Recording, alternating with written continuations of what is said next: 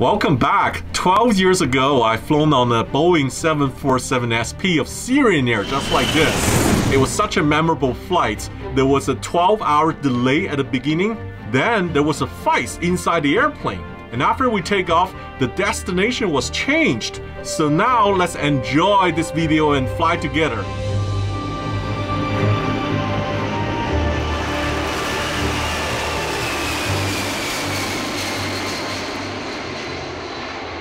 So our trip started like this at Dubai Airport in 2008. I was so surprised how many passengers turned up at the Syrian Air check-in counter with lots and lots of baggage. So just about we were lined up to board the flight, the passenger who boarded earlier were actually sent back on the air bridge. They came back out, and then we realized something was going on.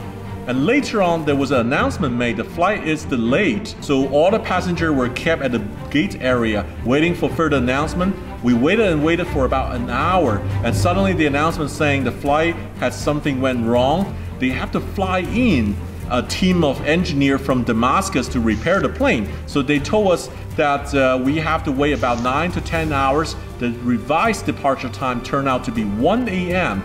All the passengers, including myself, have to leave the gate area because the gates was reassigned for the next plane.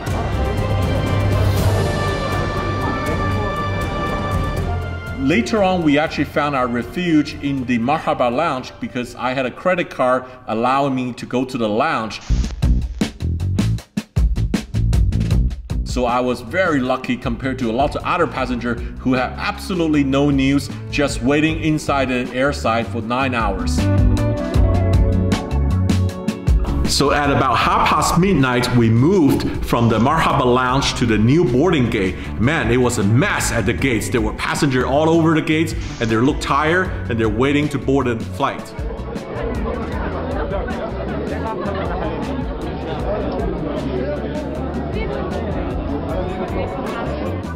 So the new boarding gate was actually a remote gate. We had to go downstairs and board by bus. Then the bus took us all the way out to the Syrian Air 747-SP waiting for us on the ramp. At this point, I got so excited. The plane was massive, and then we're boarding the Syrian SP by staircase. The name on the Syrian Air 747-SP is a great one, the Arab Solidarity.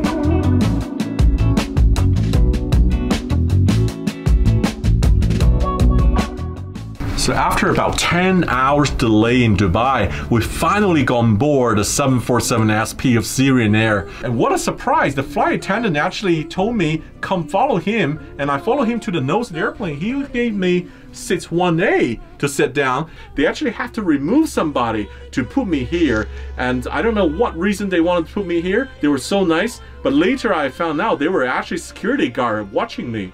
So during the boarding, the captain actually came down from the cockpit on upper deck, and with the flight engineer, they're talking about something. Then I noticed there was a broken long pipe sitting on the ground over the other side of the longitudinal galley.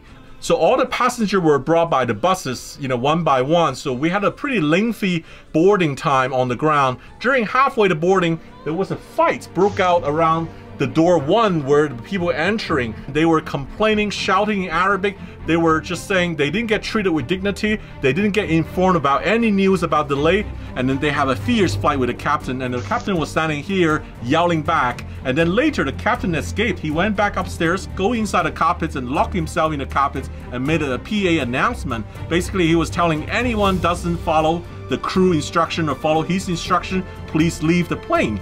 And then you got a few really fired up people here actually decided just to leave the plane. And so we end up with a further delay because we had to search their baggage and offload their baggage before we take off. On Syrian Air, the safety car looks exactly like the Pan Am safety car. It was indeed like a copy. They also have written 747 just in case on top of the car. Just look like this one here. Have you guys heard about VPN? As a world traveler, I use Surfshark VPN. Why do I need a VPN? I use VPN to bypass internet censorship. I use VPN to find cheaper airfare, and I use VPN to encrypt and secure my data. So internet censorship is a growing pain in many parts of the world. Often there are times social media like Facebook, YouTube, Instagram, Twitter are all blocked. So I use Surfshark VPN to connect to a different country to access all the content I want. Moreover, I can also connect to many different Netflix library to access different Netflix content. For frequent flyers like you and me, I'm sure we all love bargain hunting. So with the help of Shack VPN, there's a great possibility of finding a better deal on hotel, better deal on airfare. As a frequent traveler, I'm often using free public Wi-Fi at the airport or at the hotel. So I use a VPN to secure my data and encrypt my data. And here I have the best VPN deal to share with our viewers. Get Shack VPN at surfshark.com/Sam. Enter promo code SAM. You will get 85% off and 3 additional months subscription for free. This video is sponsored by Surfshark. So finally, we departed at 4 a.m. There was actually a quick in-flight service conducted right after takeoff, so we were given a meal choice. I had a really nice hamor fish with rice and also with dessert and salad, so the food was pretty good. So I got pretty tired after eating that meal at 4 a.m. and then there was an announcement just being made saying our destination has changed. Once we took off, now our final destination is Aleppo instead of the original destination, Damascus. I was expecting there would be another riot and a war break out in the cabin because Damascus and Aleppo is about 6-hour drive, and every passenger was so tired, and it was actually surprisingly calm. The reason the destination was changed was because in Damascus there was an Arab summit being held, so the airport was closed to VIP and head of state traffic only.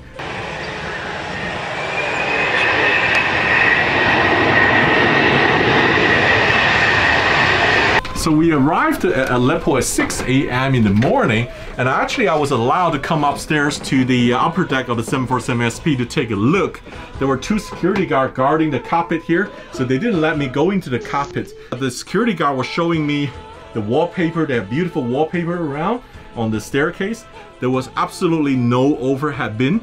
There is a small galley at the rear, and there is 16 velveted seats. So Aleppo had a very small terminal. Suddenly it became very crowded with 300 passengers arriving on the SP, and also everybody has lots of baggage. The thing I feel really sorry is seeing these passengers were so tired after about 14-hour delay. They finally arrive in Syria, but they have to hop on another 6-hour bus ride back to Damascus. So for my friend Ronnie and myself, we actually wanted to visit Aleppo. We were originally thinking to take a 134 domestic flight from Damascus to Aleppo. But because of Damascus has been totally closed for the Arab summits, so we actually kind of fast-tracked ourselves into Aleppo on the SP. So that was a very unique experience and very memorable experience because of that long delay, the fights broke out. I was rather glad to visit Aleppo at that time in 2008. The city was really historical. There were lots of historical sites, visited the citadel, the monastery, the souk. As you can see, after about another couple years, Aleppo was totally destroyed in the war.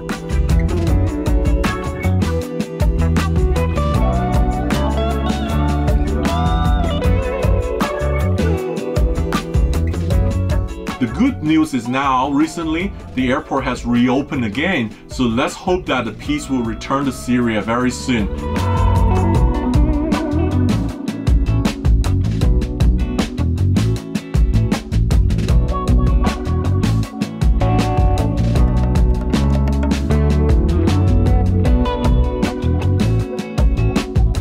Speaking about my past flying experience on Syrian Air 747SP got me really excited. I hope you guys enjoy just as much as I do, and thank you so much again for watching.